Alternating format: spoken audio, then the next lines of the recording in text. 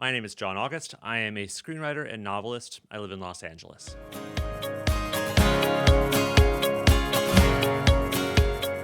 I can definitely think of many times where I felt sadness, anxiety, or stress in my life. An example of sadness would be when I lost my pug, Jake. My little dog, Jake, died. And I raised him since he was just the littlest pup. And he was just a huge, huge part of my life. I can just remember spontaneously breaking down into tears when I would see anything that reminded me of Jake. I just couldn't imagine my life without him. And that first week, the first couple weeks, it was just a lot. He'd been such a huge part of my life, and it was so hard to imagine, being there without him. So that's an example of sort of just an overwhelming wave of sadness. I just felt like I was being sucked down into it.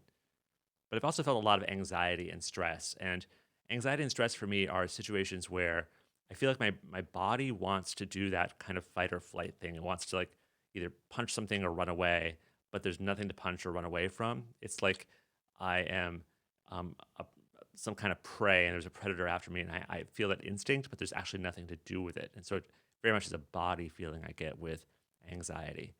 Um, we had a family illness that was just a hugely stressful period of months for us because we just didn't know what was going to happen next, and there was so little we felt like we could control. I always wondered if I was doing enough. It was just a lot, and I feel like a lot of people encounter that.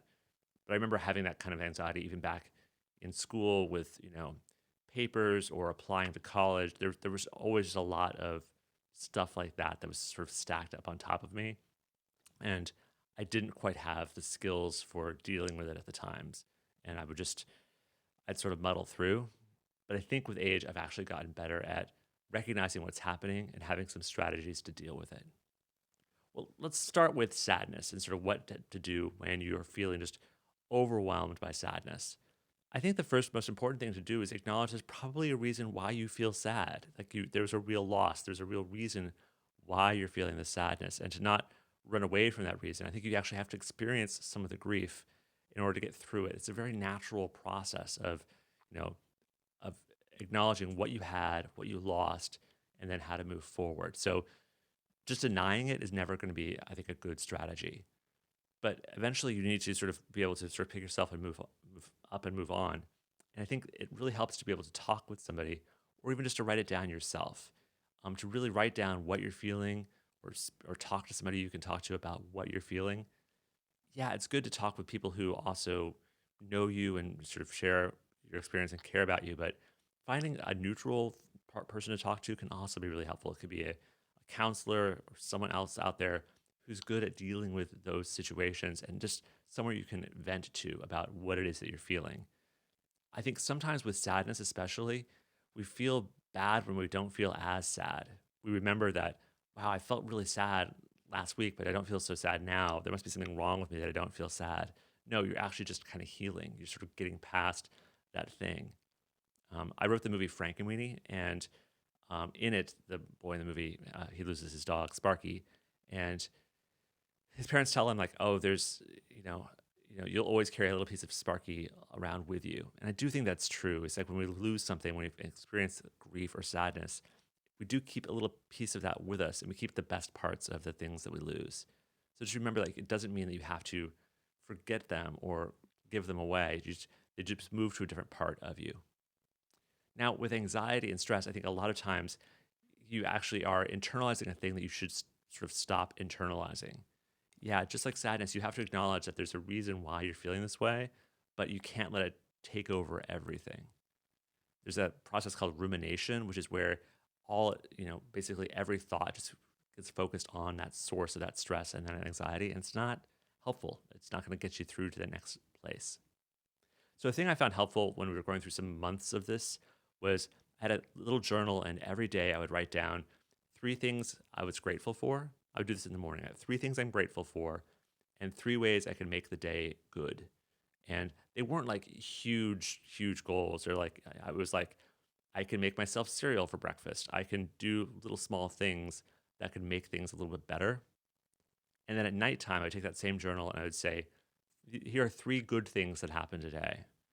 And here are three things I could have done better. So it's really acknowledging that things aren't great, but they aren't as bad as they could be. and I'm in control of making some things better. It's not a magic bullet. It didn't make things better the next day, but over a period of weeks, it did really help. Now, sometimes the stress isn't, just vaguely out there. It's like it's right in front of you. It could be a person you're dealing with. It could be a situation you're dealing with. You're being called out on something. And in those cases, what I find to be really helpful is just not focus on the source of it right in front of me, but just take stock of where I am, like literally where I am in that moment. And so it can be like just kind of looking around the room saying like bookshelf, light switch, lamp, wall, and just sort of acknowledging where you are, because so often anxiety and stress, it's you're kind of not in the present moment. You're worried about things in the future. You're still digging through stuff that you did wrong in the past.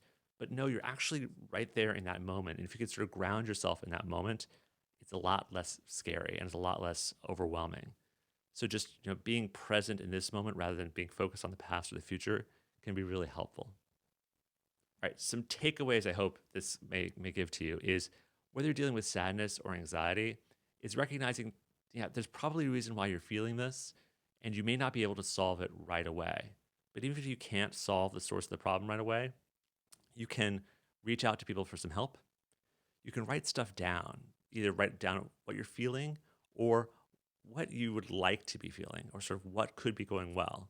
And in the process, also be grateful for what you do have and the things that are going pretty well in your life.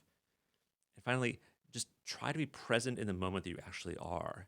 Because both with sadness and with anxiety, sometimes you get so focused on, I can't imagine the future without this person or what's going to happen next, or you keep recycling these past mistakes or these things you could have done better.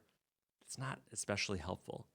Really sort of, ground yourself in the present moment, try to celebrate where you're at, and I think you're going to have a better outcome.